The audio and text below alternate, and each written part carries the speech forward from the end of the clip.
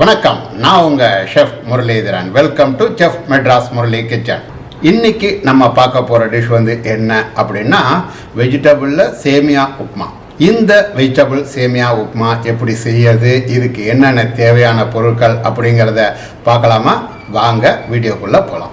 சேமியா 500 கிராம், கடுகு அரை டேபிள் ஸ்பூன், கடலைப்பருப்பு 1 டேபிள் ஸ்பூன், முந்திரி பருப்பு 25 கிராம், வெங்காயம் பெரியதாக 2, இஞ்சி சிறிதளவு, பச்சை மிளகாய் 5, கேரட் பெரியதாக 1, பீன்ஸ் 4, எண்ணெய் 3 டேபிள் ஸ்பூன், உப்பு தேவையான அளவு. இப்போது நான் என்ன பண்ணியிருக்கேன் அப்படின்னா இந்த சேமியா உப்புமாவுக்கு சேமியாவை வறுக்கணும். இப்போது ஒரு சில பேர் வந்து ரோஸ்டடு சேமியா அப்படின்னு சொல்லி ஒரு சில கம்பெனியில் கொடுக்குறாங்க. அதை வாங்கி பண்ணுறதுனாலும் பண்ணுங்கள், அது உங்களுடைய விருப்பத்தை சேர்ந்தது. நான் என்ன பண்ணியிருக்கேன் அப்படின்னா வெர்மசெல்லி அப்படின்னு சொல்லக்கூடிய இந்த வெர்மசெல்லியை தான் நான் எடுத்திருக்கேன். இது வந்து 500 கிராம் அளவுக்கு எடுத்திருக்கேன். என்னுடைய வீட்டில் இருக்க டம்ளரால் 2 டம்ளர் நான் போட்டிருக்கேன். ஸோ என்னோடய டம்ளர் அளவு வந்து ஒரு டம்ளர் வந்து 1/4 கிலோ 250 கிராம்ஸ் உள்ளது. ஸோ உங்கள் வீட்டில் நீங்கள் என்ன மாதிரி மெத்தடில் பண்ணுறீங்களோ, எந்த டம்ளரில் பண்ண போகிறீங்களோ அந்த டம்ளரை நீங்கள் அளவுப்படி எடுத்துக்காங்க. இப்போ நான் இது சொல்கிறது வந்து 3 பேருக்கு தகுந்த மாதிரி நான் சொல்லியிருக்கேன். ஸோ இப்போ இந்த 3 பேருக்கு தகுந்தது வந்து நான் வந்து அரை கிலோ போட்டிருக்கேன். உங்களுக்கு 2 பேர் அப்படின்னா கொஞ்சம் குறைச்சிக்கங்க.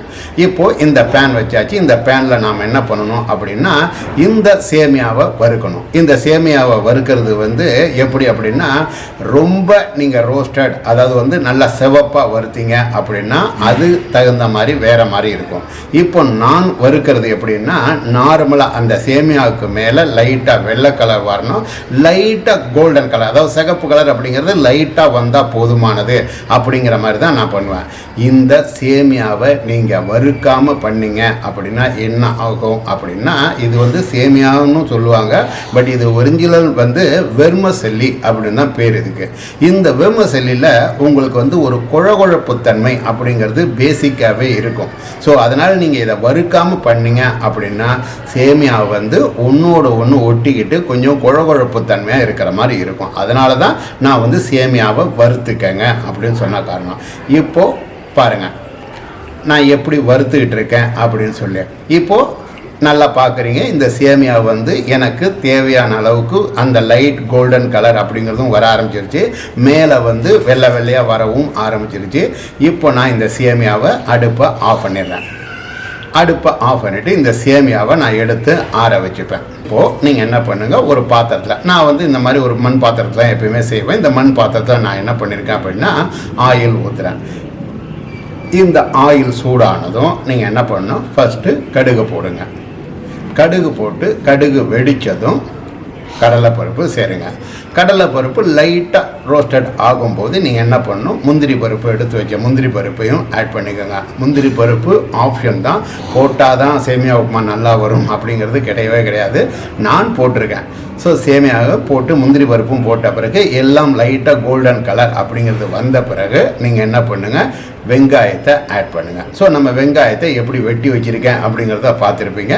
இப்போ அந்த வெங்காயத்தையும் நான் ஆட் பண்ணிடுறேன். இந்த வெங்காயம் ஆட் பண்ண கையோடையே நாம் என்ன பண்ணலாம், இஞ்சி பச்சை மிளகா அப்படிங்கிறத ஆட் பண்ணிடலாம். இஞ்சி பச்சை மிளகாவை ஆட் பண்ண பிறகு இது எல்லாத்தையும் சேர்த்து நல்லா வதக்கு. இப்போது நான் என்ன பண்ணியிருக்கேன், எல்லாத்தையும் சேர்த்து வதக்கின பிறகு காய்கறிகள், இது வந்து கேரட் பீன்ஸு நான் போட்டிருக்கேன். ஸோ உங்களுக்கு காய்கறிகள் வேணும் அப்படின்னா போட்டுக்கலாம், காய்கறிகள் வேண்டாமையும் பண்ணலாம். இது உங்களுடைய ஆப்ஷன் தான். நான் வந்து வெஜிடபிள் சேமியா உப்புமா அப்படிங்கிறதுக்காக தான் கேரட் பீன்ஸ் அப்படிங்கிறத மட்டும் சேர்த்துருக்கேன். இதில் உங்களுக்கு ஆப்ஷன் மாதிரி நான் என்ன சொல்லியிருக்கேன், பட்டாணி வேணாலும் சேர்த்துக்கலாம், காலிஃப்ளவர் வேணாலும் சேர்த்துக்கலாம், உருளைக்கிழங்கு வேணாலும் சேர்த்துக்கலாம். பட் இந்த சேமியா உப்புமாவுக்கு நீங்கள் இந்த மாதிரி பண்ணிங்க அப்படின்னா நல்லாயிருக்கும். ஒரே சேமியா உப்புமாவை நம்ம வந்து காய்கறியே போடாமல் வெறும் வெங்காயம் மட்டும் மாட்டி போடுறதுக்கு இந்த மாதிரியும் பண்ணலாம். அதே மாதிரி இந்த சேமியா உப்புமாவில் வெங்காயம் போடாமையும் பண்ணலாம், ரொம்ப டாப்பாக இருக்கும். அதுவும் ஒரு தடவை டிஷ்ஷாக செஞ்சு காட்டுறேன் உங்களுக்கு எப்படி வரும் அப்படிங்கிறத.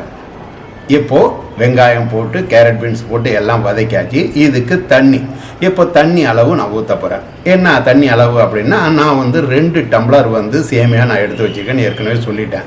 இதுக்கு கணக்கு 1 டம்ளருக்கு 1 டம்ளர் தான் கணக்கு. இப்போது நீங்கள் உப்பு ஆட் பண்ண பிறகு நல்லா கொஞ்சம் வெங்காயம், இந்த காய்கறி இதெல்லாம் சேர்ந்து கொதிக்கட்டும். இப்போ நீங்கள் உப்பு செக் பண்ணிக்கோங்க. இப்போது நம்ம உப்பு சேர்த்தாச்சு, எல்லாம் பண்ணியாச்சு. வறுத்து வச்ச சேமியாவை இதில் ஆட் பண்ணுறேன். எப்படி ஆட் பண்ணுறோம் பார்த்தீங்களா? இதுக்கு கையில் ஒருத்தர் பக்கத்தில் போட்டுக்கிட்டு பண்ணணும் அப்படிங்கிறதான் இல்லை, நீங்கள் அப்படியே கொட்டிட்டும் நீங்கள் பண்ணலாம். ஸோ இப்போ சேமியாவை போட்டாச்சு, நல்லா கிளற ஆரம்பிச்சிட்டேன். ஸோ இந்த சேமியாவை போட்டதும் உடனே ட்ரை ஆகாது, ஏன்னா சேமியா கொஞ்சம் திடமானது. ஸோ அதை நம்ம வறுத்துருக்கோம் வேறு, அதனால் தண்ணியை கொஞ்சம் லேட்டாக தான் அப்சர்வ் பண்ணும். அப்போ ஃபஸ்ட்டு கொஞ்சம் மேலே உங்களுக்கு பார்க்க தண்ணி நிறையா இருக்க மாதிரி இருக்கும், அப்புறம் தான் போக போக ட்ரை ஆகும். இப்போது தண்ணி சேர்த்து நமக்கு கொதிக்க ஆரம்பித்தாச்சு. இந்த கொதிக்க ஆரம்பித்த பிறகு நாம் என்ன பண்ணலாம் அப்படின்னா, இந்த சேமியாவை கரெக்டாக தண்ணியோட அளவு குறையவும் ஆரம்பிச்சு. ஸோ சேமியாவும் தண்ணியும் கொஞ்சம் ட்ரை ஆக ஆரம்பிச்சிருச்சு.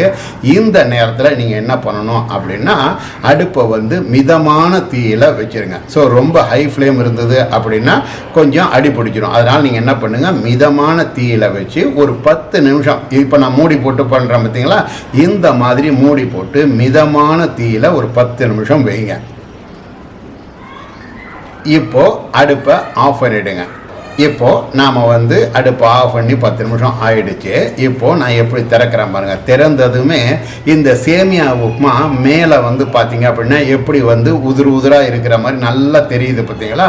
ஸோ இப்போது நாம் என்ன பண்ணணும் அப்படின்னா, இதில் உங்களுக்கு வேணும் அப்படின்னா நீங்கள் நெய்யை ஆட் பண்ணிக்கலாம். பட் நெய் நீங்கள் ஆட் பண்ணிங்க அப்படின்னா மேலே ஒரு ஆயில் கண்டென்ட்டு ஜாஸ்தியாக இருக்கிற மாதிரி இருக்கும்.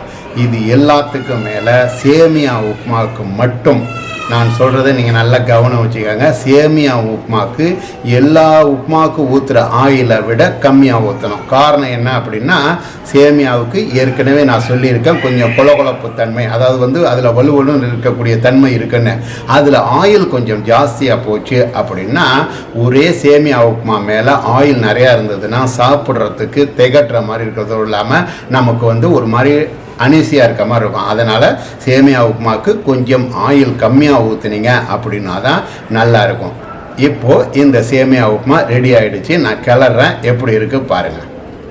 ஸோ எவ்வளோ உதிராக வந்திருக்கு அப்படிங்கிறத நீங்களே பார்க்குறீங்க. ஸோ இப்போது இந்த சேமியா உப்புமாவை நான் எப்படி செய்கிறது, இதுக்கு என்னென்ன தேவையான பொருட்கள் அப்படிங்கிறத எல்லாத்தையும் உங்களுக்கு நான் தெளிவாக வீடியோவாக நான் கொடுத்துருக்கேன். ஸோ நீங்கள் இதை பார்த்து என்ஜாய் பண்ணுங்கள்.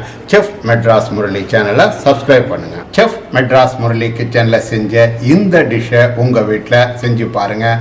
செஞ்சு பார்த்து உங்களுடைய ஃபீட்பேக்கை கீழே இருக்க கமெண்ட் பாக்ஸில் பதிவு பண்ணுங்கள். இந்த வீடியோ பிடிச்சிருந்தது அப்படின்னா லைக் பண்ணுங்கள், ஷேர் பண்ணுங்கள், மறக்காமல் நம்ம சேனலை சப்ஸ்கிரைப் பண்ணுங்கள். இது மாதிரி சூப்பரான வேறு ஒரு டிஷ்ஷில் வேறு எபிசோடில் உங்களை சந்திக்கிறேன். அதுவரை உங்களிடமிருந்து விடைபெறுவது உங்கள் ஷெஃப் முரளிதரன்.